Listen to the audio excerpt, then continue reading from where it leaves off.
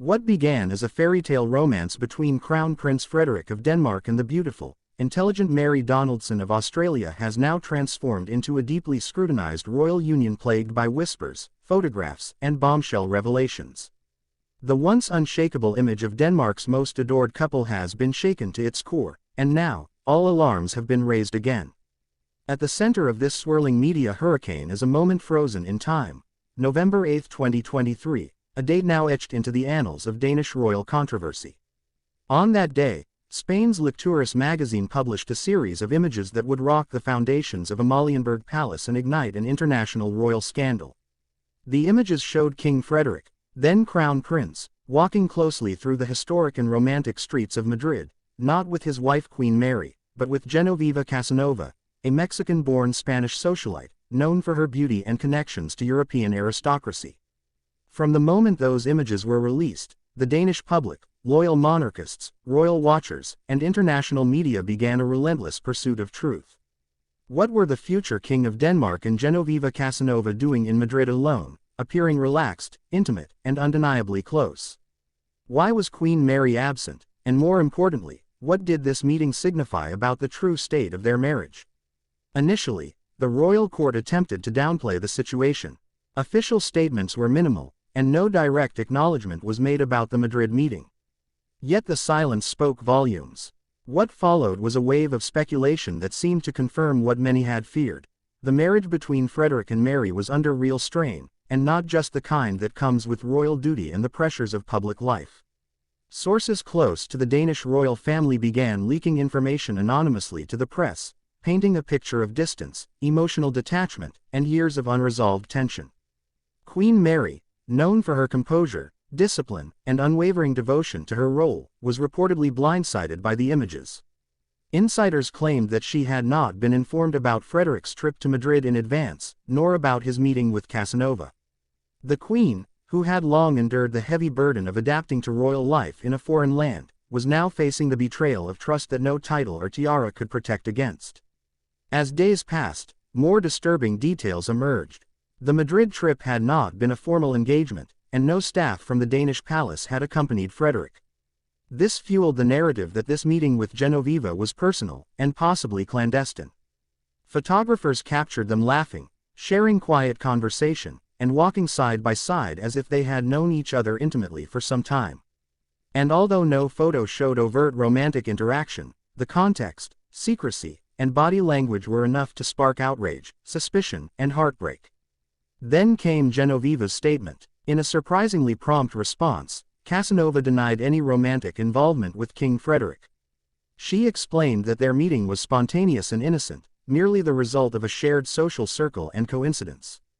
But even her denial left many unconvinced. The Danish public, typically respectful and reserved about royal matters, could not ignore the fact that these images existed and that Queen Mary had not been by Frederik's side. The phrase, Madrid scandal, began circulating widely on social media, tabloids, and television panels. Suddenly, Denmark's royal family found themselves in the kind of scandal more commonly associated with British or Spanish monarchies: messy, deeply personal, and devastatingly public.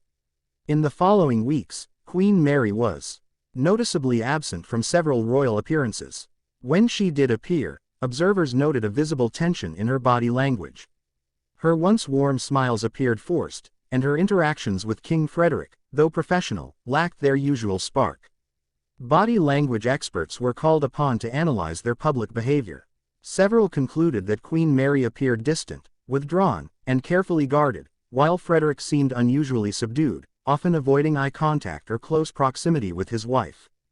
Behind the scenes, rumors swirled that the couple were living largely separate lives, even while maintaining the appearance of unity for official engagements.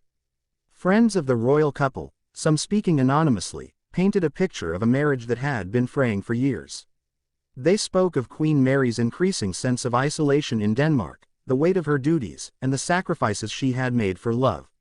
They also spoke of Frederik's long history of struggling with the constraints of monarchy, his desire for freedom, and past instances where his behavior had drawn concern. The Madrid incident, it seems, was not an isolated moment, but rather a symptom of a deeper crisis. Palace insiders revealed that crisis talks had taken place.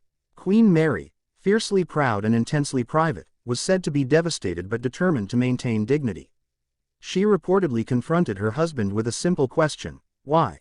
Their discussions were said to be intense, emotional, and unresolved.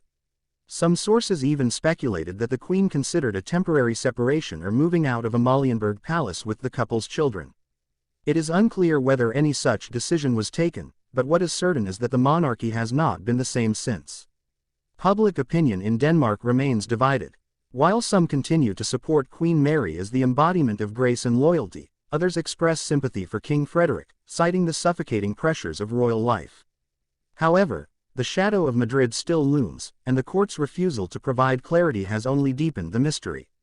The Danish media, typically more respectful of royal privacy than their British counterparts, has also turned more aggressive in recent months, pushing for answers and accountability.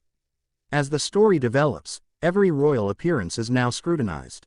The couple's children, especially Princess Isabella and Prince Christian, have been thrust into the spotlight, with concerns raised about how this scandal might affect their future roles and emotional well-being. Meanwhile, Genoveva Casanova has largely withdrawn from public life since the scandal erupted. Her social media presence has dimmed, and she has cancelled several public appearances. Some commentators believe she was unprepared for the international fallout and the wave of media attention that followed.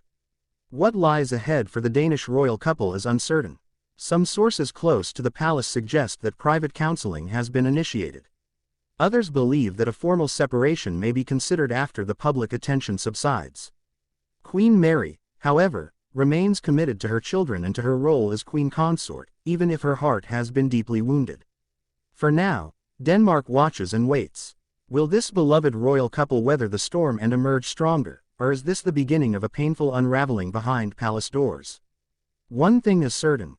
The fairy tale image has been shattered, and reality has stepped in, raw and unfiltered. As this saga continues to unfold, we'll be following every development, every appearance, and every unspoken message between Queen Mary and King Frederik. Their future as Denmark's first couple is uncertain, but one thing remains clear: the world is watching. And so is history. Now we turn it over to you. What do you believe is truly happening behind the palace walls? Is this simply a bump in the road, or are we witnessing the unraveling of Denmark's modern monarchy? Let us know in the comments, and don't forget to like, share, and subscribe for more royal exclusives.